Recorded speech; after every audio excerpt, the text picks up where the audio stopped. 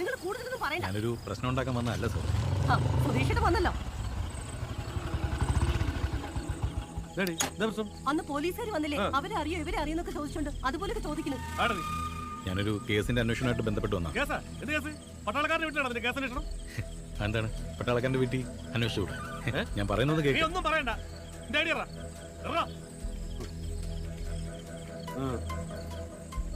ഇതാണോ പോലീസുകാരന്റെ ഐഡി?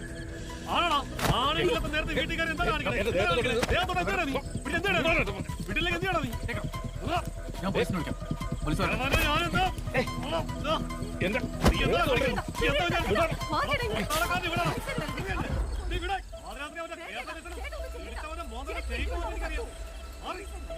സ്വഭാവം അറിയത്തില്ല.